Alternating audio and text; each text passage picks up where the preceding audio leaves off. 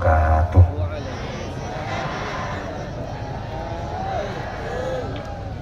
Bismillahirrahmanirrahim. Alhamdulillah.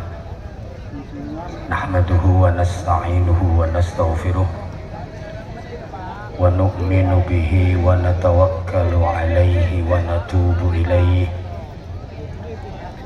wa na'udzu billahi min syururi anfusina wa min sayyiati a'malina. Man yahdihillahu fala mudhillalah wa man yudlilhu fala hadiyalah. Asyhadu an la ilaha illallah wahdahu la syarikalah wa asyhadu anna Muhammadan abduhu wa rasuluhu la nabiyya ba'dah. Allahumma salli wa sallim wa barik ala man fihi uswatun hasanah Sayyidina wa maulana Muhammadin sahibis syafa'ah wa ala alihi wa ashabihi wa tabi'in wa man tabi'ahum bi ihsanin ila yaumil qiyamah. Subhanaka la ilma lana illa ma 'allamtana innaka antal alimul hakim. Rabbi shrah li sadri wa yassir li amri wahlul 'uqdatam min lisani yafqahu qawli waj'al li waziran min ahli. Amma ba'd. Sadatul masyayikh, ulama'an al-fudala wal kurama, para alim, para kiai, para bunyai, para sesepuh, segenap pengurus cabang Jam'iyah Ad-Diniyah wa Ijtimaiyah Nahdlatul Ulama, baik dari jajaran Mustasyar, Syuriyah, A'wan, Tanfidiyah, berikut kelembagaan dan banom-banomnya. Hadir di tengah-tengah kita Fadilatul Mukarram Kiai Haji Muhammad Nawawi Abdul Mu'in, Rais Syuriah PCNU Kabupaten Pamekasan, Dr. Kiai Haji Khalilur Rahman MSI dari jajaran Mustasyar, Kiai Haji Misbahul Munir dari Wakil Rais Syuriah. Hadir Fadilatul Mukarram Kiai Haji Mukri Fadli dari Mustasyar. Kemudian Sayyidil Akh Kiai Haji Taufik Hashim MPD, Ketua Tanfidiyah PCNU Kabupaten Pamekasan. Beliau nggak jauh beda dengan saya, sama-sama sarjana. Kalau beliau sarjananya dari pendidikan akademis, kalau saya sarjana sarungan saja kemana-mana. Beliau gelarnya MPD, Magister Pendidikan, atau MPD, Muda Penuh Dedikasi. Kalau saya MSI, masih sangat imut. Bahkan saya bisa satu level di atas beliau karena saya udah profesor protolan Muda Ansor. Segenap pengurus Majelis Wakil Cabang Nahdlatul Ulama se-Kabupaten Pamekasan, pengurus-pengurus ranting, pengurus-pengurus anak ranting, semuanya yang saya cintai, yang saya hormati, yang saya banggakan. Sahadat Zu'ama, pejabat pemerintah baik sipil TNI maupun Polri dalam semua tingkatan bersama jajarannya, PJ Bupati Pamekasan bersama Forkopimda yang berkesempatan hadir, Pak Dandim, Pak Kapolres, para camat, para klebun, tokoh-tokoh masyarakat, segenap tamu undangan. Hadir juga saudara kita pengurus daerah Muhammadiyah Kabupaten Pamekasan. Bapak, Ibu, adik-adik, seluruh jamaah, nahdiyin, nahdiyat, muslimin, muslimat, adamakumullah fi rahmatihi wa barakatihi wa ridhah.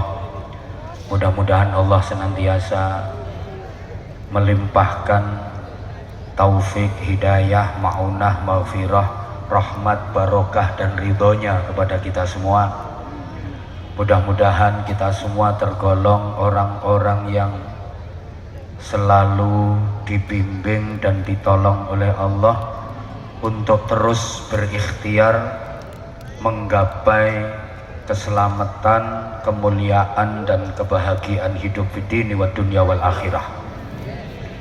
Sebagai santri, mudah-mudahan kita terus bisa istiqomah untuk bisa berpartisipasi aktif, berkontribusi positif untuk ahlus sunnah wal jamaah, untuk bangsa dan negara Republik Indonesia yang kita cintai bersama. Mudah-mudahan terus bisa menebar maslahah, manfaah dan barokah untuk seluruh umat manusia. Amin ya rabbal. Bapak, Ibu, ma'asyiral muslimin wal muslimat, seluruh jamaah yang saya cintai, yang saya hormati, rahimakumullah. Kalau kita perhatikan tonggak sejarah masuknya Islam ke Indonesia, ini memang agak telat, lambat dan ketinggalan jika dibanding dengan negara-negara lain di berbagai belahan bumi ini. Islam masuk ke Indonesia itu pada sekitar abad ke-14 pasca runtuhnya kerajaan Majapahit. Padahal abad ke-7 Islam sudah merambah benua Afrika dan beberapa negara di benua Eropa. Nah, karena masuknya Islam di Indonesia ini telat, maka menjadi budaya masyarakat kita, acara apa saja wajib telat. Kalau nggak telat ya bukan Indonesia, apalagi NU.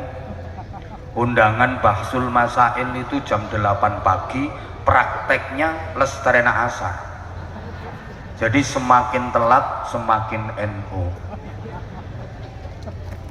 Seperti undangan yang disampaikan panitia ke kami,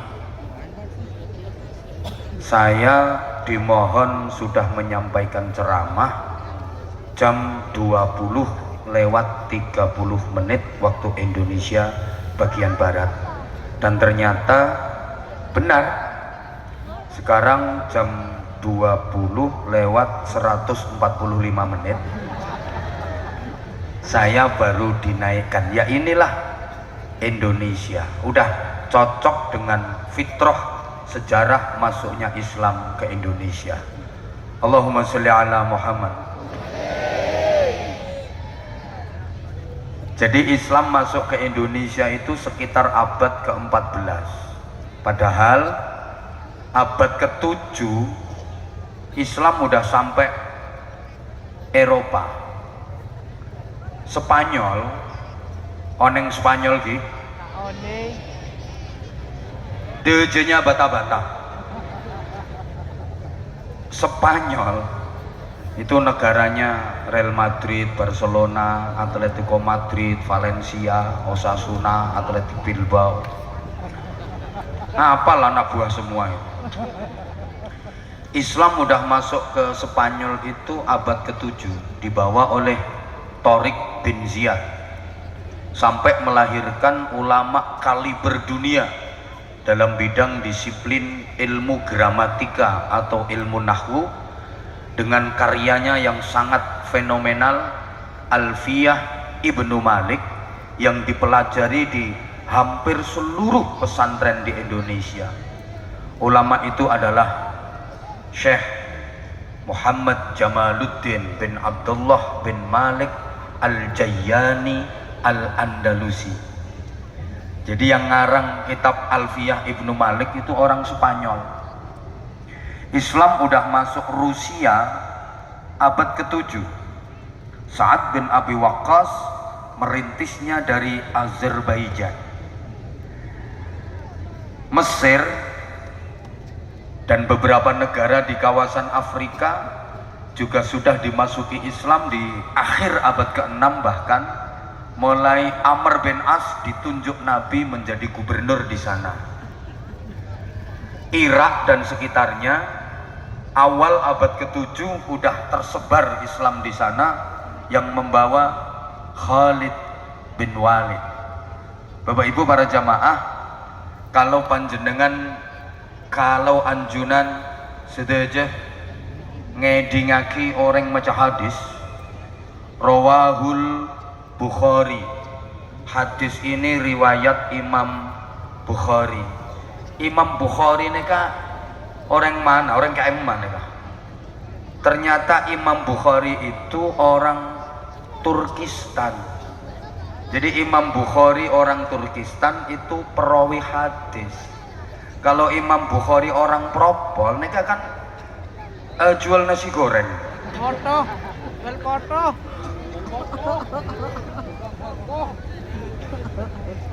Rawahu Muslim, hadis ini riwayat Imam Muslim.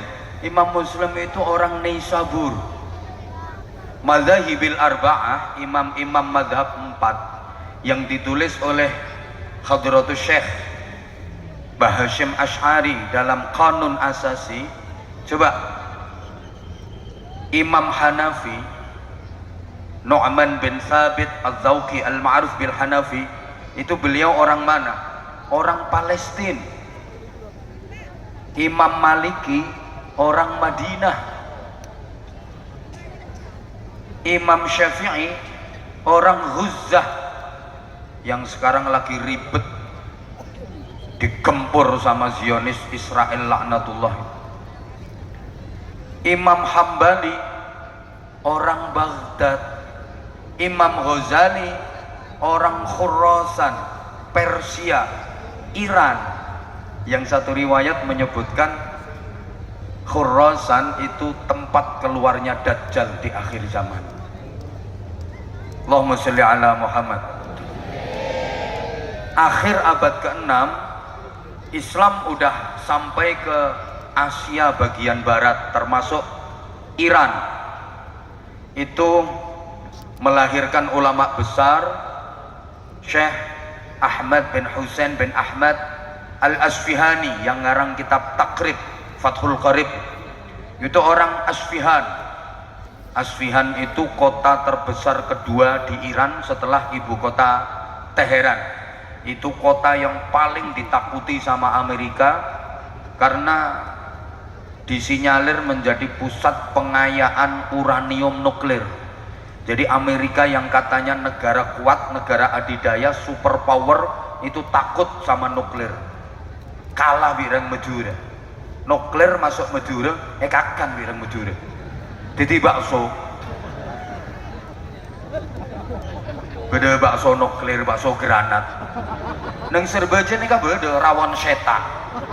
Ini orang Indonesia itu sakti-sakti, jangan khawatir. Negara manapun nggak akan berani sama Indonesia. Tak bengal musuh Indonesia. Ke Indonesia ini katong sing ekakan. Nah karena kenek ini kak bengal ngakan molen.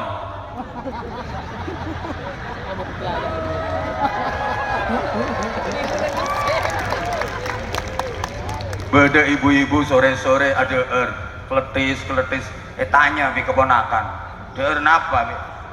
Kuping gajah. Kuping gajah itu dikletisi sama ibu-ibu. Allahumma sholli ala Muhammad. Jadi Islam sudah terkonsolidasi dengan baik di sana. Sementara di Indonesia ini Islam mulai disiarkan pada abad ke-14. Para wali menyebarkan Islam ke Indonesia melalui wadah yang bernama pondok pesantren. Jadi para wali, para ulama mengajarkan Islam di Indonesia melalui pondok pesantren, mengajarkan Al-Quran melalui pondok pesantren. Jadi nuzulul Quran fi Indonesia itu melalui pondok pesantren. Makanya kalau ada orang yang berani menafsirkan Al-Quran, mengartikan Al-Quran, tapi dia bukan santri, berarti menyalahi fitrah nuzulul Quran fi Indonesia. Biasanya banyak gak benernya biasanya. Nah coba di antara contohnya Maulana Sayyid Rahmatullah Sunan Ampel mendirikan pondok pesantren di Ampel Denta, Surabaya. Santrinya dari macam-macam kultur. Ada putra beliau sendiri, Maulana Sayyid Makhdum Ibrahim, yang kemudian hari menjadi Sunan Bonang. Ada putranya lagi, Maulana Sayyid Raden Qasim, yang akhirnya menjadi Sunan Derajat di Paciran Lamongan. Ada santri yang putra ulama besar, Maulana Ishaq, nama santrinya Maulana Sayyid Ainul Yaqin Raden Paku, kemudian menjadi Sunan Giri. Ada santri putra kerajaan Sriwijaya, Raden Husain, yang belakangan dikenal dengan nama Adipati Terung. Ada santri putra kerajaan Majapahit, Raden Hasan atau Raden Fattah, punya nama Cina Pangeran Jimbun, karena ibu beliau adalah putri Campa dari Cina, maka beliau punya nama Cina Pangeran Jimbun. Kayak Anwar Zaid ini juga punya nama Cina, Wong Kamfung. Memang wong kampung, jadi wong kamfung. Ada santri yang mantan berandal, mantan orang berangasan, namanya Berandal Lokajaya, Raden Syahid, yang kemudian hari menjadi Sunan Kalijaga. Ini bukti para jamaah, orang berandalan itu kalau kepegang sama kiai bisa jadi wali berjuluk Sunan Kalijaga. Tapi kalau yang pegang orang nggak bener, ya bisa-bisa jadi Sunan Jaga Kali.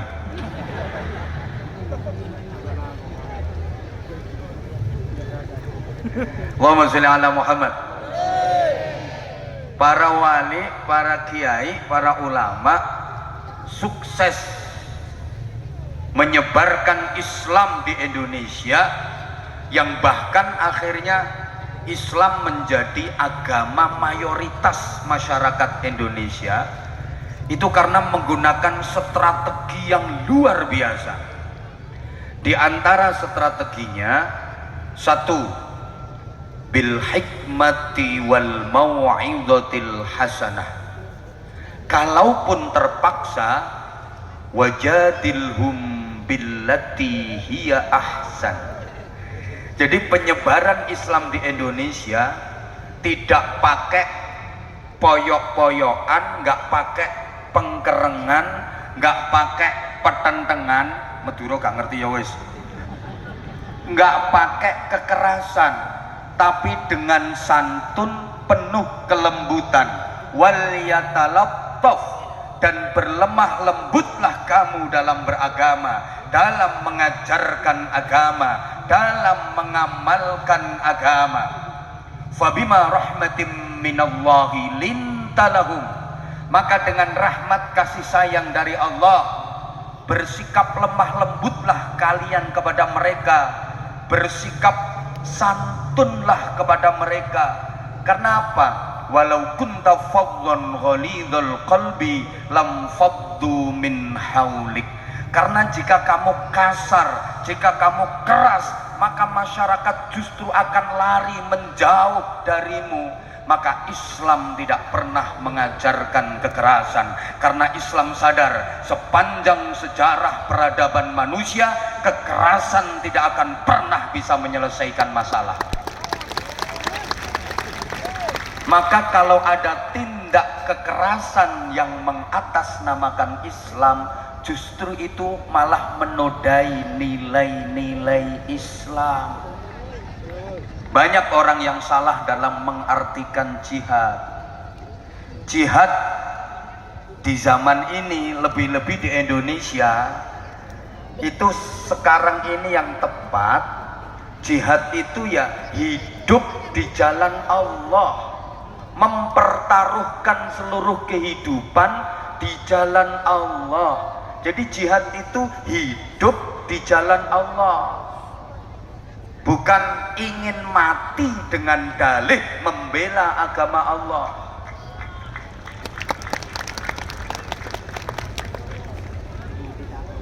Ingat ya, zaman Rasulullah yang disebut mati syahid itu orang yang ikut berperang melawan orang-orang kafir, terbunuh dalam peperangan itu.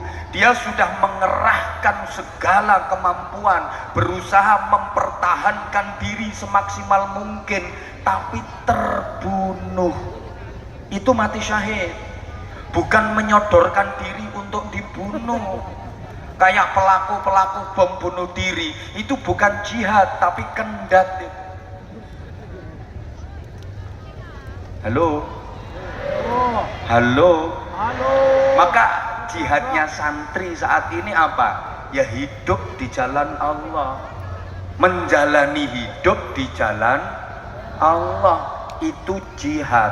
Islam di Indonesia ini bukan tatoruf yang ekstrim, yang radikal, bukan irhabi yang liberal, tapi Islam di Indonesia ini Islam yang tawassut, Islam yang moderat, tengah-tengah. Dan ini memang jodoh, cocok dengan karakter bangsa Indonesia, tengah-tengah, nggak ke kanan, nggak ke kiri. Ingat dalam sejarah, kita dulu pernah dibawa ke kanan oleh Masyumi, DITII, mau dijadikan negara Islam. Nggak bisa, itu nggak cocok dengan karakternya bangsa Indonesia. Kita juga pernah mau dibawa ke kiri oleh PKI, mau dijadikan negara komunis. Nggak bisa, itu nggak cocok dengan karakternya bangsa Indonesia. Yang cocok Islam di Indonesia itu yang moderat, ahlus sunnah wal jamaah, dengan dasar Pancasila. Allahumma sholli ala Muhammad. Allahumma sholli ala Muhammad. Islam ditegakkan sebagai rahmatan lil alamin, maka syariah dikembangkan dalam proses adat istiadat, kok isti'anah. Coba saya tanya, adat budaya itu penting apa penting? Tolong dijawab. Kalau jawabannya kompak, semangat, saya ngajinya nanti agak lama. Tapi kalau jawabnya nggak semangat, ya sebentar pulang. Adat itu penting apa enggak? Penting apa punten? Penting. Sesuatu yang baik, kalau nggak sesuai dengan adat, nggak sesuai dengan kondisi, jadi kacau. Contoh, Al-Quran itu semuanya baik, sedikit pun nggak ada jeleknya. Semuanya benar, sedikit pun nggak ada salahnya. Al-Quran adalah kebaikan dan kebenaran absolut. Tapi kalau misalnya ada ayat Al-Quran yang dibaca tidak sesuai situasi, ya kacau. Contoh, dalam acara pernikahan, di pesta pernikahan, resepsi pernikahan, kedua mempelai, pengantin pria, pengantin wanita udah duduk, tamu-tamu udah pada datang, kemudian MC-nya ngomong, hadirin, hadirat, bapak-bapak, ibu-ibu, saudara-saudara sekalian, para tamu undangan, kita sama-sama menyaksikan kedua mempelai sudah duduk di pelaminan, bersanding di singgasana bagaikan ratu dan raja. Kita dimohon untuk mendoakan agar keduanya bisa membina mahligai rumah tangga yang sakinah, mawaddah, rahmah dan barokah. Allah Subhanahu wa taala sudah berfirman, kullu nafsin dha'iqatul maut. Ini ayat Al-Qur'annya salah napa punten? Enggak salah, ayat Qur'annya enggak salah. Ayat Qur'an kok salah? Yang salah itu sasarannya. Lah ini ayat pengantar jenazah dibaca di acara nikahan. Gitu loh. Jadi sesuatu yang baik. Kalau nggak sesuai dengan kondisi, ya jadi kacau. Mengucapkan salam itu baik, tapi coba kita perhatikan, gaya dalam mengucapkan salam aja udah beda-beda. Kalau MC ya kayak tadi salamnya, Assalamualaikum, kayak gitu. Nanti kalau namu ke rumah orang, itu gaya salamnya jangan kayak MC, beda lagi. Assalamualaikum, Assalamualaikum. Nah, ketemu orang di jalan, itu salamnya udah beda lagi intonasinya. Bro, Assalamualaikum. Nah, kalau orang ceramah kayak saya, ya beda lagi kayak tadi. Assalamualaikum gitu. Coba misalnya saya mau ceramah, salam pakai gayanya penyanyi. Halo, selamat malam semuanya, apa kabar? Assalamualaikum warahmatullahi wabarakatuh. Orang sepamekasan bilang Anwar Zaid gila.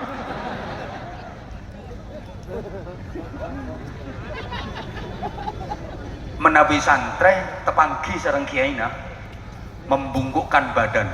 Assalamualaikum. Napa boleh yang medur? Ki terkenal adab nomor 1. Ki bungkuk-bungkuk nek santre mon tepanggi sareng kiaina. Neka betul nang medur, betul nang jago. Ken nang Arab lain. Tak peduli menengo iki latihan iki. Tak peduli murid sareng guru nah. Pada salam dengan nada tinggi, mengangkat kedua tangan. Assalamualaikum. Meskipun santri ke kiai. Coba praktekkan. Ayo. Bedel santri tepanggi sareng Yai Nawawi. Salam pakai gaya Arab. Kiai, Assalamualaikum. Gak mungkin dijawab. Kenapa? Kiai Nawawinya mikir, ini gendeng di dalam. Bukan salah salamnya, tapi salah gaya. Understand? Allahumma salli ala Muhammad. Allahumma salli ala Muhammad. Yang kedua, strategi dan metode yang digunakan oleh para wali dan para ulama dalam mensyiarkan Islam di Indonesia adalah uswatun hasanah. Contoh konkret, contoh dan keteladanan yang prima. Jadi bukan sekedar mau'idhah hasanah saja, tapi uswatun hasanah. Dakwah bil hal. Lisanul hal afsahu min lisanil maqal. Kalau dalam bahasanya kitab Ta'limul Muta'allim, bahasa perilaku itu lebih mengena, lebih ampuh daripada bahasa perkataan, daripada bahasa ucapan. Orang itu dikasih contoh sekali sama dikasih omongan 1000 kali, lebih mengena, lebih ampuh dikasih contoh 1 kali. Mohon maaf, Indonesia ini kebanyakan mau'idhah hasanah tapi kekurangan uswatun hasanah. Banyak orang yang pinter pidato tapi nggak pinter jadi contoh. Banyak yang pinter mau'idhah hasanah tapi nggak pinter jadi uswatun hasanah. Banyak yang pandai berorasi tapi nggak pandai berekspresi. Coba di masyarakat Indonesia ini acara apa yang nggak ada mau'idhah hasanahnya? Sudah aja acara beda mau'idhah hasanahnya. Acara napa saus? Pasti beda mau'idhah hasanahnya. Ki bulan-bulan kadintok nih kah? Rabiul Awal, Rabiul Akhir. peringatan Maulid Nabi, bede mauidhah hasanah. Mungkin sekejap lagi Rejab bede peringatan Isra Mi'raj, mauidhah hasanah. Menyambut bulan suci Ramadan, mauidhah hasanah. Peringatan nuzulul Quran, mauidhah hasanah. Halal bihalal, mauidhah hasanah. Pemberangkatan haji, mauidhah hasanah. Pulang haji, mauidhah hasanah. Peringatan tahun baru Hijriah, mauidhah hasanah. Orang tero agawin lamaran, mauidhah hasanah. Akad nikah, mauidhah hasanah. Walimatul arus, mauidhah hasanah. Walimatul hamil, mauidhah hasanah. Walimatul tasmiyah, mauidhah hasanah. Walimatul aqiqah, mauidhah hasanah. Walimatul khitan, mauidhah hasanah. Semua mauidhah hasanah. Saya udah pernah diundang semua. Saya yang belum pernah diundang itu cuma satu, mauidhah hasanah dalam langkah walimatul perceraian, itu belum pernah. Di setiap event, setiap majelis, semua forum ada mauidhah hasanah. Tapi kenapa asarnya sangat minim? Tapi kenapa nggak bisa membuka hidayah, nggak bisa membuka kesadaran umat? Ya karena hanya mauidhah, bukan uswah. Banyak orang yang pinter mauidhah, pinter ceramah, tapi nggak pinter jadi uswah. Mohon maaf, kadang ada orang pidato 2 jam yang dibahas bab ikhlas. Mari para jamaah sekalian, kita beramal yang ikhlas karena Allah. Allah Subhanahu wa taala berfirman, "Wa ma umiru illa liya'budullaha mukhlishina lahuddin." 2 jam pidato tentang keikhlasan. Pulang nggak dikasih amplopan, marah-marah.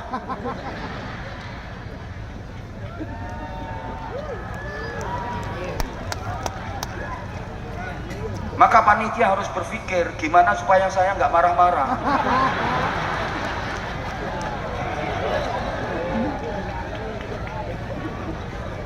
Asarnya itu hampir nggak ada. Orang dibilangin wa'tasimu bihablillahi jami'an wa la tafarraqu. Ayo rukun, rukun, rukun, rukun.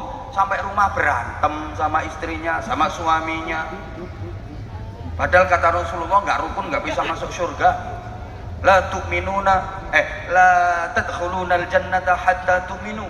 Kalian nggak bisa masuk surga meskipun ibadah kalian bagus sampai kalian beriman.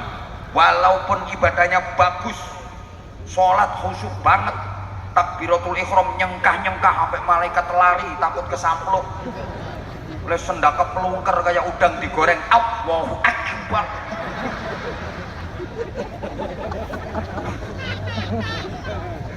Batuk benjut kakean sujud, lamben jedir kakean dikir, wiridan sambil jalan kemana-mana bawa tasbih puter terus ber zikir nggak henti-henti sumiyati sumiyati sumiyati sumiyati sulastri sulastri sulastri sulastri sunarse susiati terus pokoknya ngapalin janda sak Pamekasan pergi haji tiap tahun, pergi umroh seminggu 5 kali. Bisa rumahnya Mekah.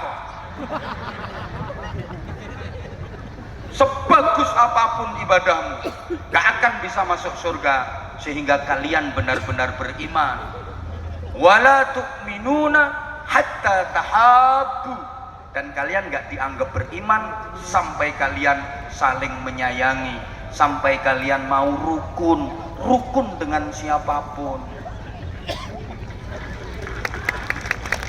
Nah, padahal rukun itu susah. Rukun itu susah, repot. Melarat, sangreng mejur. Rukun itu melarat. Melarat itu kalau cak Jawanya kere. Tapi kalau cak Madura susah. Angel, sulit. Maaf, kadang ada orang sama-sama pinter tapi nggak rukun. Ada apa enggak? Sama pinternya tapi nggak rukun. Ada apa enggak?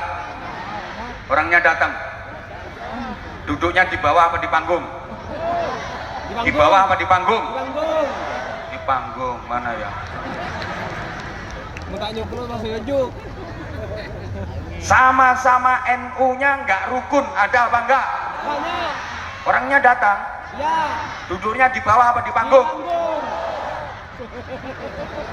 Mana orangnya? Kopjanya putih apa hitam? Putih. Saya jeneng. Ini yang mana ini orangnya? NU nggak rukun itu yang mana ini?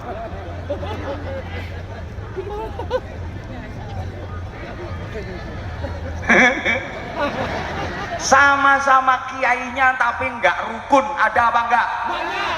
Orangnya datang, Ya. duduknya di bawah apa di panggung? Pakai celana apa pakai sarung? Sarung. Yang mana ini orangnya?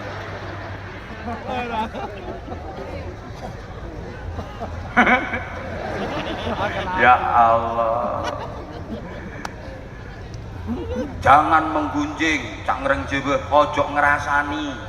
Lo kiainya belum mingkem itu malah ngerasani kiai nih. Ya Allah. Jadi ini penyakit beda sama kiai-kiai dimen. Kiai-kiai dulu itu ceramahnya nggak enak. Rata-rata kalau ceramah nggak enak, bikin ngantuk. Dibanding dengan ustadz-ustadz yang sekarang kalah. Ustadz sekarang itu kalau lagi ceramah cetar membahana, menggelegar, mampu menghipnotis puluhan ribu jamaah. Tapi asarnya nggak ada. Kiai dulu itu kalau ceramah nggak enak, sebentar banget. Assalamualaikum warahmatullahi wabarakatuh. Tantretan sedejena. Mon malam cek klopain sholat tahajud ki. Engki pon cukup. Kadintok akhirul kalam. Assalamualaikum turun pulang. Lah saya ceramah kayak gitu ya gak disangoni sampai panitia. Besok ceramah lagi. Assalamualaikum warahmatullahi wabarakatuh. Tantretan sedejena. Nabi teroo di nega brokah. Serajin sholat duha ki on akhirul kalam. Loh, tapi yang pidato tentang sholat tahajud itu istiqomah tiap malam tahajud. Yang ceramah tentang sholat duha walaupun hanya 2 menit itu istiqomah sholat duhanya. Makanya nasihat-nasihatnya ampuh, langsung masuk ke hati jamaahnya. Ini apa yang diucapkan dikerjakan, apa yang dikatakan diamalkan. Ini prinsipnya Rasulullah. Ana awwalu fa'ilin ala ma amartukum bih. Aku adalah pelaku pertama dari semua apa yang aku perintahkan kepada kalian. Gitu. Makanya ampuh. Nyuruh tahajud, dia istiqomah tahajudnya. Nyuruh sholat duha, dia istiqomah sholat duhanya. Sehingga mauidahnya ampuh. Dulu kiai sepuh di men beda anak nakal mapolong sugeme orang ya pas ngelumpuk nunggu ada anak nakal 25 orang dinasihati cuma 5 menit, diajak insaf, diajak sadar. Besok yang 24 sadar, yang nakal tinggal 1. 24 ini semuanya sowan ke kiainya. Terima kasih kiai, kami 25 orang nakal, sekarang yang 24 sudah insaf, yang nakal tinggal 1 kiai. Apa caipun kiai? Wes lah dine sesetong nek gawe isine neraka nek.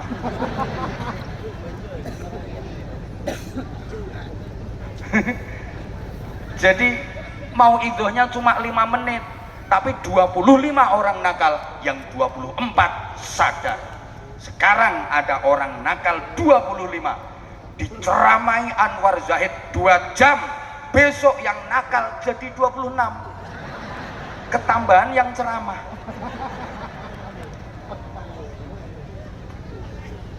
Kok ketawanya kok koyok setuju ngono udah. Allahumma sholli ala Muhammad. Jadi maaf ya, kita itu banyak trik tapi kurang action. Tuh, ngerti gak ya diomongin ini? Oh ngerti ya. Kita terlalu banyak konsep tapi kurang praktek. Kita ini mayoritas beragama Islam. Coba kita punya konsep an-nadhafatu minal iman. Tapi negara di dunia ini, kota di dunia ini yang paling terjaga kebersihannya adalah Tokyo, Singapura, Venezuela, yang itu bukan kotanya umat Islam. Di mana-mana ditulis an-nadhafatu minal iman, kebersihan, kesucian. Di masjid tulisannya an-nadhafatu minal iman. Tapi coba jedingnya masjidmu itu, kamar mandinya itu, pesingnya fitini wa dunya wal akhirah. Itu tulisannya an-nadhafatu minal iman. Loh, ada taeknya tikus, apa itu bahasa Maduranya itu? Tekos. Cek-cek itu nggak disucikan, malah dibunderi kapur. Dikasih tulisan awas telek gitu. Itu an-nadhafatu minal iman. Coba maaf, halo ya, kita punya as-sariqu was-sariqatu faqta'u aydiyahuma. Kalau nyuri hukumannya dipotong kedua tangannya, tapi pencuri kok masih merajalela. Negara yang paling aman dari tindak kriminal itu Belanda sama New Zealand, Selandia Baru. Sementara kita koruptor gentayangan di mana-mana. Bahkan ironis sekali kalau saya tanya, jawabannya pasti tahu dan sama. Coba dijawab, di manakah orang paling sering kehilangan sandal? Masjid. Katanya masjid rumah Allah, Allah maha melihat. Lah sandal kok sering hilang?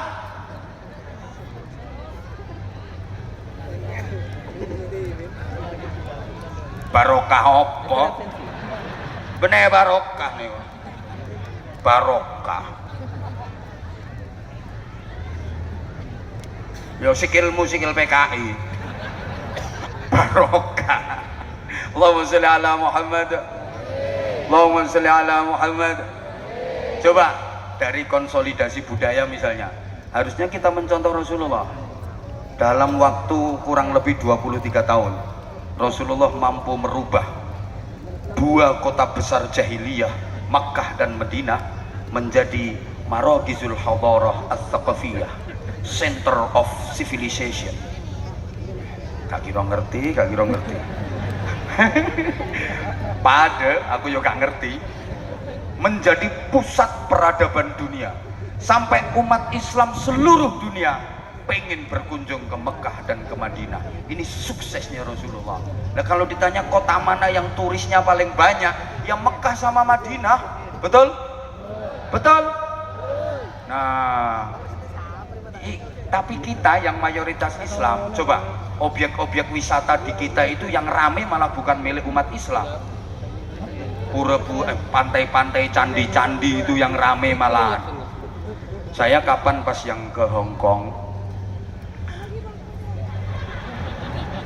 la haula wala quwata illa billah, gini-gini udah beberapa negara bro. Hong Kong, Singapura, Malaysia, Brunei, Taiwan, Korea, Jepang. Loh, menawi tak bertaja, buka YouTube, ketik Anwar Zahid Korea Selatan, pasti bener. Anwar Zahid Hong Kong, banyak. Anwar Zahid Singapura, banyak. Tapi coba Taufik Hashim Korea, sobung.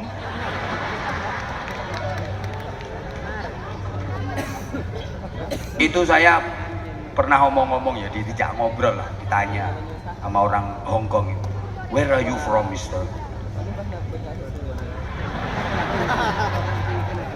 Tuan dari mana? Saya jawab, I am from Indonesia. Dengan bangga saya bilang saya orang Indonesia. Dan begitu dia ngerti saya orang Indonesia, apa komentar dia? Indonesia, Borobudur is very good. Borobudur sangat bagus. Dia terus cerita, Borobudur itu begini-begini, dia paham betul. Borobudur itu dibangun tahun sekian, yang bangun ini. Jadi borongannya berapa, bayari tukangnya berapa, semennya habis berapa.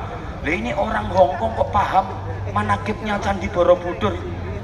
Ya saya gengsi sebagai orang Islam, saya pengen menonjolkan Islamnya. Tak bilangin, bukan hanya Borobudur yang bagus di Indonesia, but Al-Akbar Mosque is very good. Aku ngomong ngono.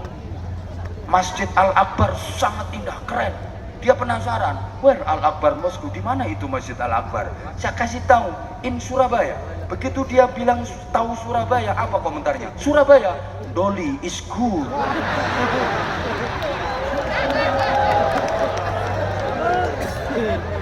Jadi ternyata Doli jauh lebih terkenal daripada Masjid Al-Akbar. Padahal udah tutup loh itu. Ayo coba, malulah kita. Harusnya kan Sunan Ampel lebih terkenal. Wisata religi itu yang kita tonjolkan. Nah ini jihadnya santri di zaman seperti dia, di situ menampilkan nilai-nilai Islam Ahlus Sunnah wal Jamaah dalam kehidupan sehari-hari. Ngono, kowe ra kudu bengak-bengok Allahu Akbar terus mobil mbok obong, toko mbok bakar, kowe metu nggawa gula, nggawa kopi, nggawa rokok. Jihadmu sekarang ini yang menampilkan nilai-nilai Islam dalam kehidupan sehari-hari. Allahumma sholli ala Muhammad. Allahumma sholli ala Muhammad. Yang ketiga, nggak cukup ini waktunya nanti. Udah, yang nggak ikut nyumbang tolong jangan cerewet. Yang ketiga,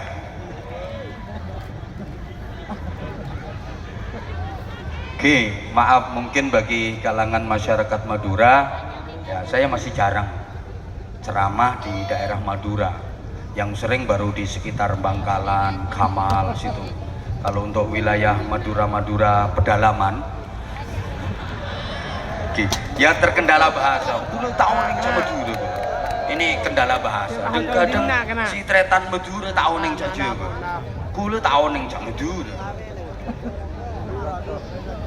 Neng itu.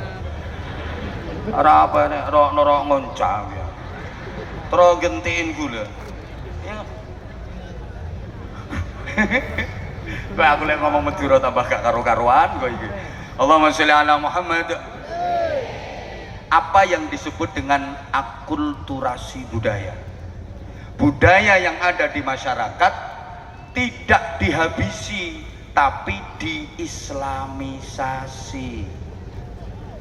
Enggak dikit-dikit haram, syirik, bid'ah, haram, syirik, bid'ah, kafir, udah. Neraka kamu. Kalau nggak sama dengan pendapatnya neraka semua. Pokoknya koyok pengkapling surga lah kayaknya.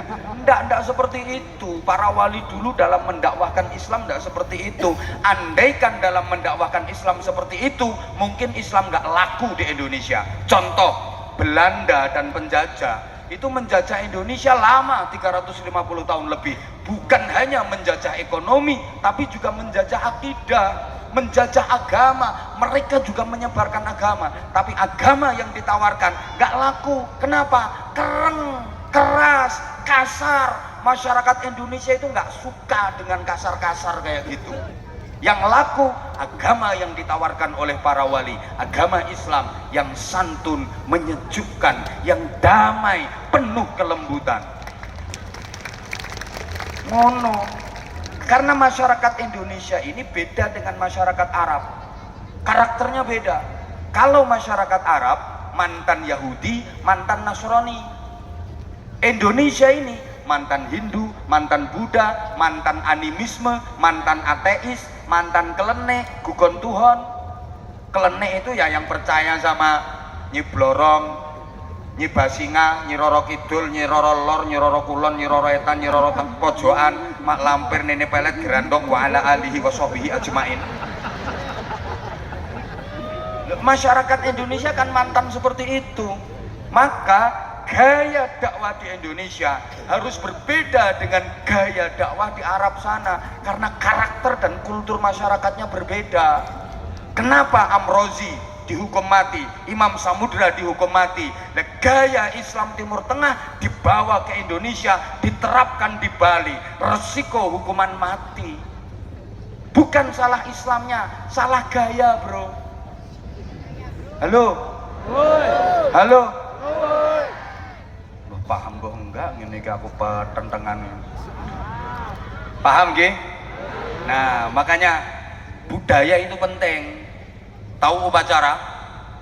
Halo? Insya Allah. Tahu upacara?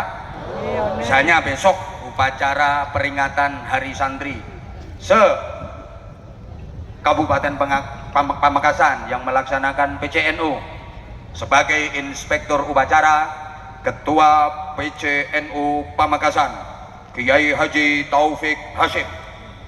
Nah, di depannya inspektur upacara, depannya Yai Taufik, itu ada komandan upacara Banser yang jadi komandan upacara. Nah, gayanya upacara ya seperti itu.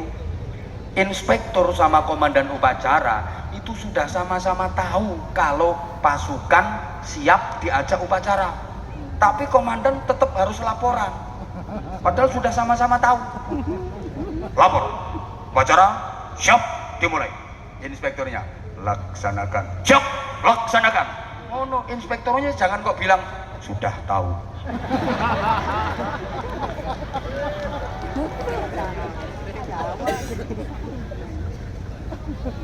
Meskipun ketua PCNU harus mau dibentak-bentak sama Banser.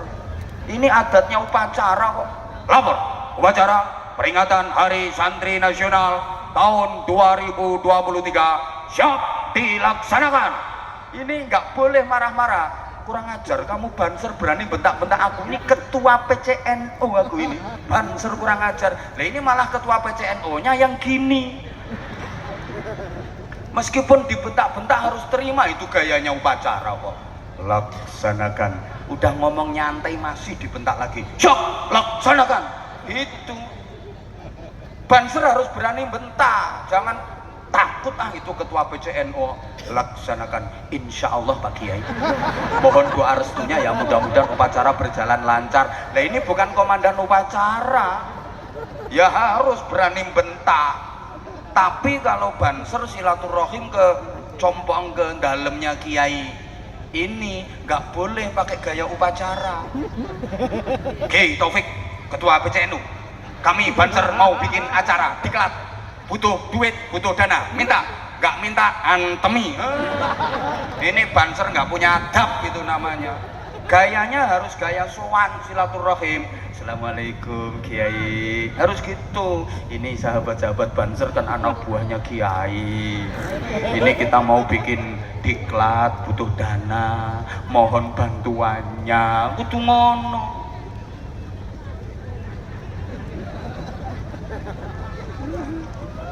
Nah, ini hebatnya NU itu di situ. Jadi kamu nggak takut bentak-bentak Kiai kamu? Lanjut, lanjut. Anjane gak wedi kualat kok. Jadi ini yang dimaksud akulturasi budaya. Maka budaya yang ada di masyarakat nggak dihabisi. Kayak maaf ya, kalau orang tua dulu itu kan suka sesajen. Tahu di Madura ada nggak ya sesajen? Nah ya itu, motong kambing yang penting cetak. Yo kepala, ojo pala, cetak kok pala. Ngawur yo. Pala jari. Cetak. Saya penting menang kok. Saya penting cetak. Tugel yo, putus ya, Pak. Potong. Yang penting wis bahasa Indonesia ae timbang keliru pala. Yang penting kepalanya putus. Salah lagi. Potong kambing yang penting kepalanya putus. Ya kepalanya. Udah nggak pakai baca apapun itu. Terus dipersembahkan untuk Ki Danyang, Nyai Danyang, dibawa ke tempat yang dianggap keramat sambil baca mantra-mantra apa ya, ada masak nasi, ada ayam itu karo Madura ayam wangel wi ayam, bukan ayam bukan ajam tapi ayam. Susah kok, yo gak buk yo gak embuk tapi embuk. Sembuh buah Madura.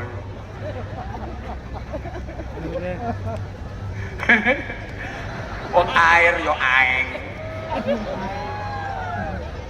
Makan yo ngakan.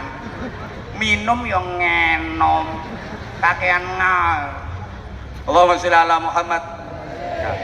Islam datang, ini potong kambingnya tetep, tapi jangan asal putus kepalanya. Pakai aturan, baca bismillah. Terus nggak mantra-mantra lagi yang diucapkan, zikir-zikir, kalimah-kalimah thayyibah. Masaknya tetap ayam, tetap buah, tetap ada, semua lengkap. Tapi nggak disajikan ke danyang-danyangnya itu, tapi takarrub ke Allah. Makanya namanya dirubah Slamedan, cak ngreng Madura. Mandar selamat. Ngono lho. Hoi. Yang dicontoh siapa? Ya Rasulullah. Kayak tawaf itu pada zaman jahiliyah sudah ada. Orang Arab jahiliyah itu sudah punya tradisi tawaf. Sebelum Islam datang, udah ada tradisi tawaf mengelilingi Ka'bah. Cuma tawafnya mereka telanjang, nggak pakai pakaian sama sekali. Sambil bersiul-siul, lari-lari mengitari Ka'bah, baca-baca mantra. Yang disembah ya berhala-berhala yang ada di sekitar Ka'bah itu, Manat, Lata, Uzza, Hubal, macam-macam itu. Islam datang mengelilingi Ka'bahnya, nggak dihabisi, tetap rohnya yang diislamisasi. Wajib nutup aurat. Terus mantranya diganti zikir, doa, kalimah thayyibah. Yang disembah Allah. Itu ndak ngawur, ajaran-ajaran Islam itu ada dasarnya semua. Oh, kapan-kapan kalau diundang lagi tak jelaskan lebih detail.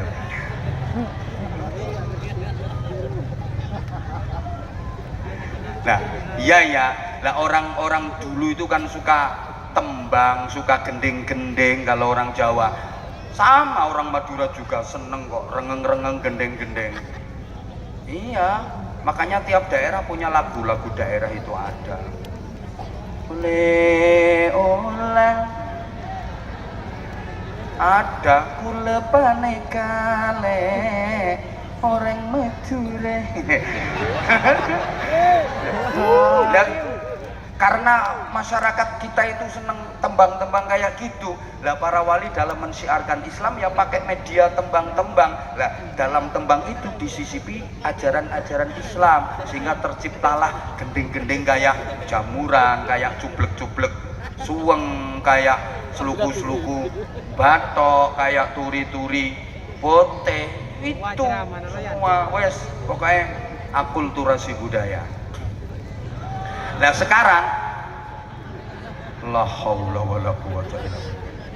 Jadi saya ulang, para wali, para ulama menyebarkan Islam di Indonesia melalui wadah namanya pondok pesantren.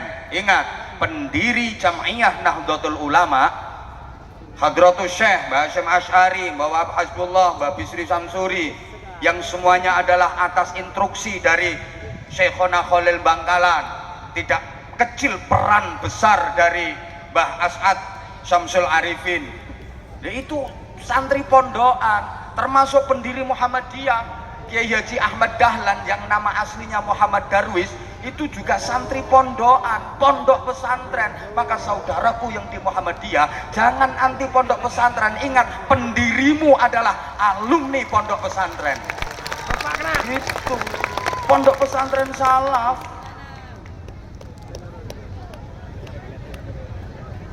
Yang wis meneng sik segelok. Neng sekejip. Ngatur nafas. Nah, pondok pesantren melahirkan kiai-kiai, melahirkan santri-santri yang berjuang di tengah-tengah masyarakat menggunakan metodenya gurunya. pendekatan persuasif, merangkul dengan cara yang halus. Makanya kiai itu menjadi ikon di tengah-tengah masyarakat. Sampai masyarakat itu ada masalah apapun rujukannya ke kiai. Sampai sekarang, apalagi yang Madura, mon bi kiai, lebih takut kiai daripada Allah. Orang Madura tak ketinek kaki. Iya, lebih takut kiai daripada Allah. Nggak sholat berani, tapi kalau sama kiai nggak berani. Madura itu mau sowan ke kiai itu jarak 100 meter, sandal dilepas, bungkuk jalannya. Terus se-Indonesia itu yang takdimnya paling top sama kiai nomor 1 itu Madura. Kepakra, Madura. Tapi kadang-kadang nggak sholat biasa.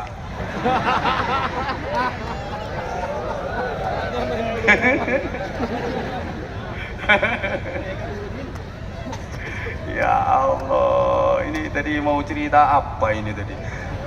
Kiai itu menjadi ikon, masyarakat itu paling bertajun sama kiai. Makanya kalau menjelang pemilu, pilkada, pilpres, aduh, semua sowan ke kiai. Rame pokoknya, caleg-caleg datang, calon kepala daerah datang, semua. Bener, tapi kalau udah jadi kiai ditinggal.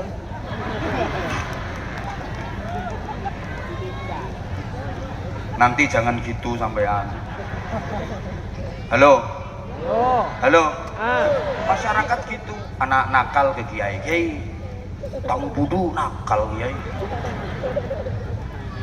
Lah yo anak kalau budu. Nakal lah kedi napa? Oh kok nakal nih kape tolikur derajat kiai. Kedi fadilah nang sholat jamaah. Ini on brokannya kiai. Akhirnya dibilangin sama kiai, ya udah tak kasih doa, tapi kamu juga mendoakan anak kamu kalau malam sholat. Abujeng malam. Ini anakmu kalau lagi tidur, anak hede, anak kakek, montedung. Nega menengok tuh menengok. Ida maca Fatihah petok kali, pas Alam Nasrah 10 kali.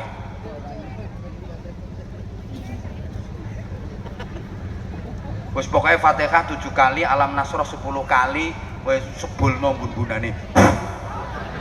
Sebut namanya siapa? Itu kiai. Neka otang neka kiai. Otang numpuk kiai. Ini kabukto na etagi sareng orang lagi. Ki nyuwun doa kan orang yang kelopain kiai. Diminta doa supaya orangnya lupa. Dibilang kiai gampang, bacakan ayat kursi. Senapa kali kiai? 100 kali tanpa nafas. Aduh manteh kiai. Je. Pokoknya peto kali. Nah nanti pas ayat man dzalladzi yashfa'u indahu, baca selanjung, ki bayangkan wajah orangnya. Man dzalladzi yashfa'u indahu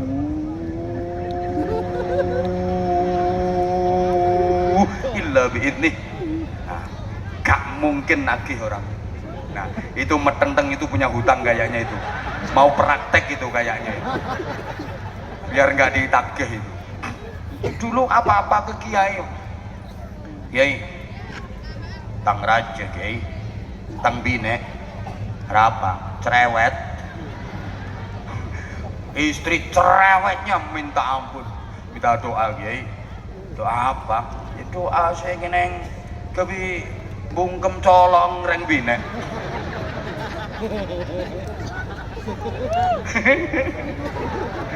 Minta doa sing kena kang kui ngkem colong reng bine.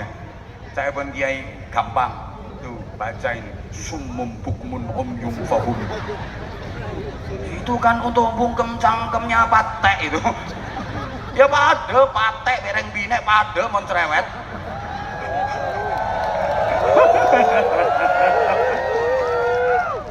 Ya Allah.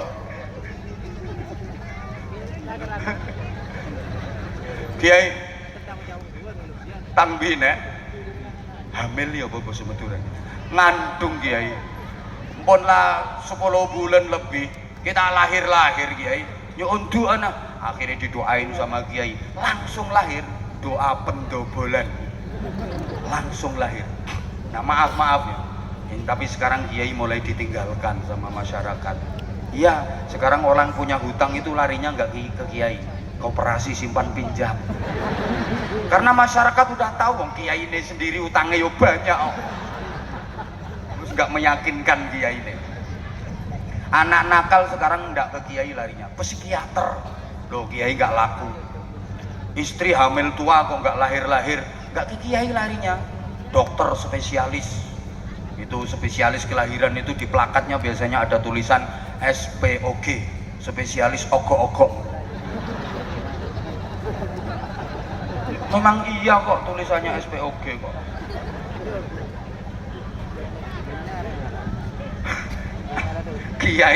Kiai sekarang udah mulai ditinggalkan sama masyarakat, maka jangan salahkan kalau ada kiai jadi tim sukses.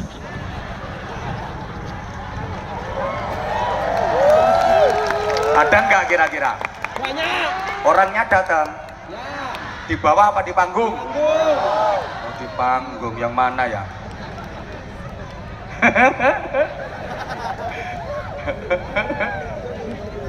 malah ada yang alih profesi jadi dubes, dukun besar. Ya Allah. Nah udah, pondok pesantren dengan metodenya itu mampu melahirkan para pejuang yang merebut dan mempertahankan kemerdekaan, pencetus dasar negara, perintis pembukaan Undang-Undang Dasar 1945, ikut merintis berdirinya Republik Indonesia. Itu banyak para ulama, banyak para kiai, pahlawan itu banyak, para ulama, para kiai, para santri. Coba, halo, kita agak melek sedikit. Itu yang tercatat dalam sejarah. Belum lagi para kiai yang memang namanya nggak mau diabadikan, namanya nggak mau dicatat dalam sejarah, karena kiai itu berjuangnya ikhlas. Woi, pahlawan nasional itu banyak yang kiai.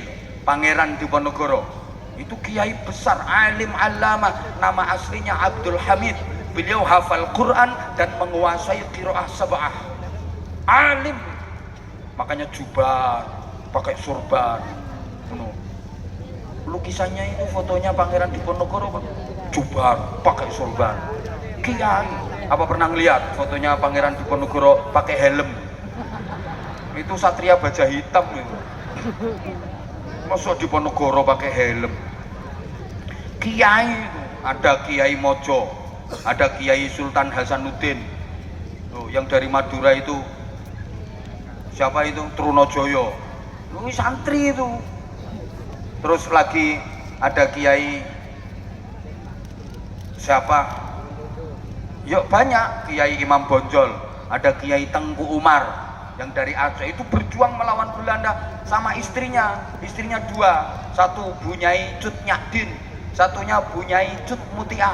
Bunyai ini ada lagi tapi mardut Bunyainya, Cut Tari, Cut Keke, Cut Meriska, ini tuh, Bunyai mardut itu. Kiai banyak. Panglima Besar Jenderal Sudirman, wah itu kepala madrasah diniyah itu. Panglima Besar Jenderal Sudirman itu santri tulen, kepala madrasah diniyah. Kalau kita napak tilas perjuangan gerilya Jenderal Besar Panglima Jenderal Sudirman, itu di setiap tempat istirahatnya selalu ditemukan gerabah tempat air untuk wudhu beliau. Karena Jenderal Sudirman itu punya wadhifah istiqomah puasa Senin Kemis, sampai pun dalam peperangan, sampai pun dalam kondisi sakit kritis perang, tetap puasa Senin Kemis. 2, beliau selalu sholat di awal waktu dan berjamaah. 3, beliau daimul wudhu, gak pernah batal wudhu. Jadi itu cikal bakal TNI Polri itu santri. Sekarang jadi TNI Polri itu cikal bakalnya santri. Tepuk tangan dong untuk santri. Lah makanya kalau kita mau jujur, lo TNI itu terbentuk kapan? 1945 bulan Oktober. Indonesia sudah merdeka, TNI baru terbentuk. Lebih tua Banser. Banser 1937 sudah lahir, dibentuk untuk melakukan perlawanan terhadap penjajahan, merebut dan mempertahankan kemerdekaan. Makanya Banser itu kakaknya TNI, sehingga ngalah, nggak mau bayaran biar diterima adiknya saja. Wes kakak ngalah nih kan, pokok gaji kasih tangalek, kakak ngalah.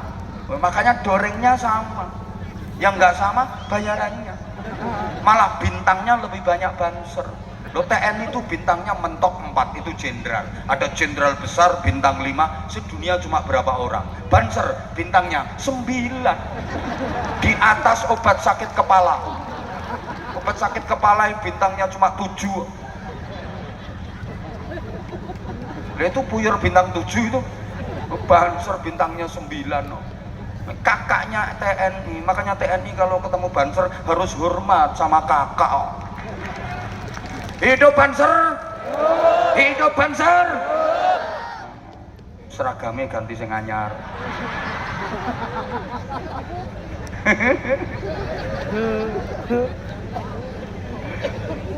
Duh, makanya layak kalau diperingati sebagai hari santri. Lah itu pas peristiwa 10 November itu, siapa yang membunuh panglima pimpinan pasukan sekutu gabungan antara Amerika, Belanda, Inggris? Itu siapa yang membunuh Jenderal Malabi itu? Santri itu. Santri itu, bukan polisi, bukan TNI. Santri. Saya tahu sendiri pas lihat filmnya itu.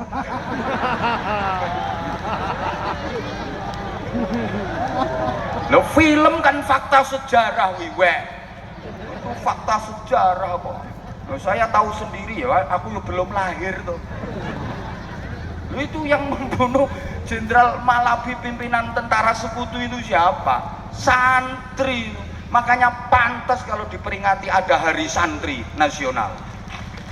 Terima kasih Pak Presiden atas apresiasi dan penghargaan ini. Loh, kenapa kok peringatan hari santri bukan peringatan hari kiai? Lah kalau ada peringatan hari kiai nanti ada peringatan hari maknyek, ada peringatan hari lora. Nanti bukan cuma kiai yang minta diperingati harinya, lora minta diperingati. Peringatan hari Gus, peringatan hari Neng, peringatan hari lora, peringatan hari maknyek, semuanya minta hari nanti. Ya, peringatan hari santri lebih umum, kok bukan hari kiai? Ya kalau kiai pasti santri, tapi santri belum tentu bisa jadi kiai. Kalau kiai sampai pun sudah jadi kiai tetap berjiwa santri, tetap santri. Dan ya kiai pernah nyantri memang, dan meskipun sudah jadi kiai tetap santri. Tapi tidak semua santri bisa jadi kiai. Kayak ngono-ngono ku masuk iso jadi kiai. Halo. Ya kayak ada peringatan hari buruh, tapi nggak ada peringatan hari majikan. Kalau majikan rata-rata pernah jadi buruh, tapi buruh belum tentu bisa jadi majikan. Ada peringatan hari anak, tapi nggak ada peringatan hari orang tua. Semua orang tua pernah jadi anak, kalau anak belum tentu sampai jadi orang tua. Paham? Makanya dulu betul itu ada peringatan hari ibu, nggak ada peringatan hari bapak. Sekarang ikut-ikutan ada peringatan hari bapak. Yang bener ya nggak ada. Karena kalau bapak dilahirkan oleh ibu, ibu tidak dilahirkan oleh bapak. Gitu. Ibu lebih hebat daripada bapak kok. Makanya ibu kalau lagi hamil, kerja di pabrik, kerja dimanapun, boleh ambil cuti hamil. Tapi bapak nggak boleh minta cuti menghamili.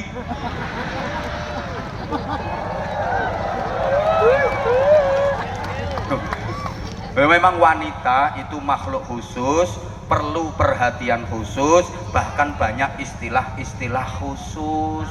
Makanya ada emansipasi wanita, nggak ada emansipasi pria. Ada menteri peranan wanita, nggak ada menteri peranan pria. Ada polisi wanita, polisi pria nggak pernah dibahas. gedung wanita, dharma wanita. Suaminya pejabat, istrinya otomatis dharma wanita. Nah, sekarang istrinya pejabat, suaminya nggak jadi dharma pria. Bilangin kok, maka ada polisi wanita, gedung wanita, dharma wanita, polisi wanita, menteri peranan wanita, pembalut wanita, nggak ada pembalut pria.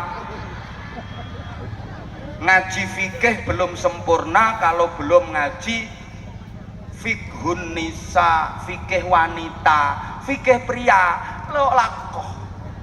Fikih pria itu nggak laku, nggak payu fikih pria itu. Lo maju, tak maju. Ada darah wanita, nggak ada darah pria. Ini makanya wanita lebih telaten, lebih sabar, lebih ulet karena dilatih sama Allah. Ya, didatangi tamu setiap bulan, telaten ngerawatnya, pakai katimbat itu ditutul-tutul itu. Ini udah suci apa belum? Lah ini kok masih jelaret-jelaret merah. Telaten. Saya nggak bisa membayangkan kok. Misalnya bapak-bapak menstruasi itu saya nggak bisa membayangkan. Oh, jibrat citeh kabeh ndak karu-karuan.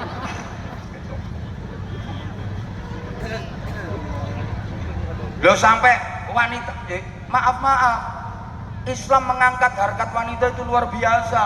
Sampai al-jannatu tahta aqdamil ummahat, surga itu di bawah telapak kaki ibu-ibu kok. Nek telapak kakimu apa itu, kapal tok itu isinya. Telapak kaki ibu-ibu. Bagus atau buruknya negara itu yang menentukan bukan pria tapi wanita. An-nisa aimadul bilad, wanita tiang negara. Kalau laki-laki cuma tiang jaler, wanita ini tiang negara. Makanya luar biasa. Apa sekarang ini di sekolahan prestasinya malah lebih bagus wanita daripada laki-laki. Ya kalau dulu, sekarang apa yang mau diandalkan laki-laki? Wanita punya kok. Laki-laki punya ijazah, wanita juga punya ijazah plus cantiknya wajah. 1-0. Ayo, laki-laki punya kelulusan, wanita juga bisa punya kelulusan plus kemulusan. 2-0. Ayo. Laki-laki punya keterampilan, wanita sekarang banyak punya keterampilan plus penampilan. 3-0. Ayo. Laki-laki punya skill, wanita sekarang banyak yang punya skill plus sikil plus pentil. 4-0. Ayo. Kalah mulana. Ayo, laki-laki punya prestasi, wanita sekarang juga punya prestasi plus tubuh seksi. Tubuhnya lebih menarik wanita, pria itu mendorong, nggak menarik. Ayo coba, ada perempuan udah besar jadi perawan, malam-malam tidur sendirian di pos jaga, rame yang ngerubung, mesti rame karena menarik. Ayo, laki-laki gede remaja tidur sendirian di pos jaga, sepi. Paling rengek, paling ngerubung. Halo, halo. Kelihatannya lemah tapi kekuatannya luar biasa. Maka NU jadi besar itu ya karena muslimat dan fatayat itu yang membesarkan. Loh, di mana-mana saya ngisi di berbagai majelis seluruh Indonesia ini yang banyak itu ya muslimat, fatayat. Muslimun itu suruh bikin organisasi nggak bisa muslimun. Ya muslimat yang rame. Wong lanang menang gaya netok. Kayak ini bisa kompak itu di mana-mana, NU kompak itu ya muslimat sama fatayat. Oh iya. Kalau IPP itu peranaan. Itu masih peranaan kok. Lah ya itu cikal bakalnya dari situ, gitu loh. Gitu, jangan diremehkan perempuan itu. Apalagi sekarang. Jadi wanita sama laki-laki dalam Islam itu bukan rival tapi partner, bukan pesaing tapi pendamping, bukan konco wingking tapi konco samping. Kalau konco wingking kan cuma urusannya sumur, dapur, kasur, masak, macak, mana, kalen, kelan, kelon. Jadi bukan, tapi ini partner, bukan pesaing, bukan rival, pendamping, bukan pesaing, konco samping. Itu kelihatannya lemah tapi kuat. Loh iya, saking kuatnya itu, masya Allah, sama Allah dipercaya mampu dan kuat menggembol salah satu alam ciptaan Allah, alam rahim. Wanita kuat. Ayo coba laki-laki bawa alam kubur, kuat apa enggak? Tidak kuat. Wanita mampu menggembol alam rahim, saking kuatnya. Pabrik susu 2 bawa sendirian, padahal itu besar-besar, kuat. Nah laki-laki loh, telur 2 nek kene masih minta bantuan manuk, tidak kuat bawa sendiri.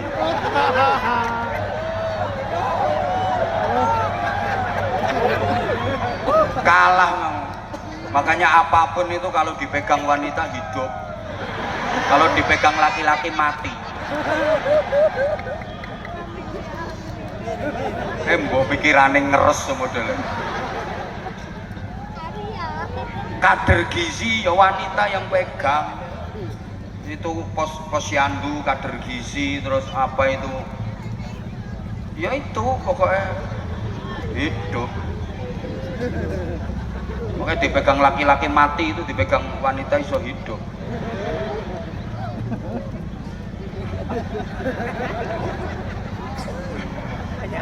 Wes. Jadi ini maka peringatan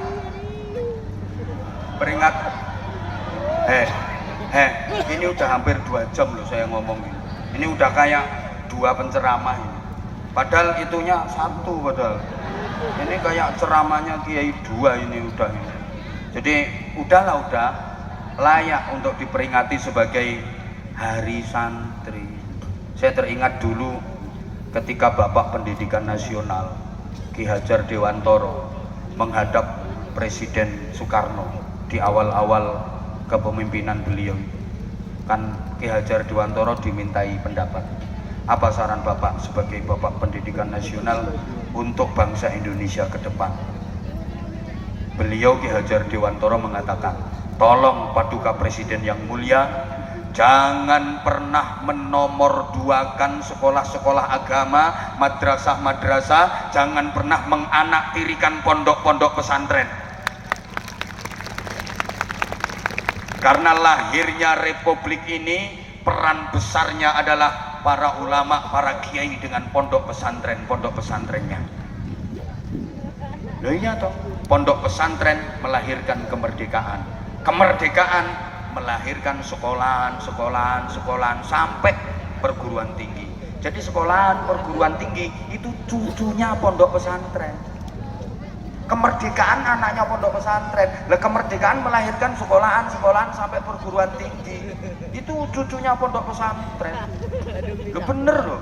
Makanya maaf, kalau ada pejabat siapapun dia yang meremehkan dan merendahkan pondok pesantren, pasti celaka, pasti kualat. Ini sejarah, ini nggak bisa dibohongi. Dah ini nanti ya kapan-kapan ngundang lagi. Udah, pokoknya pesan saya ini tahun politik, pol-polan naik idik-idik. Jangan mudah tergelitik, tapi sikapi dengan cerdik. Kita harus jadi warga nahdiyat yang terdidik agar hasilnya baik. Ngoten nggih? Itu nggih?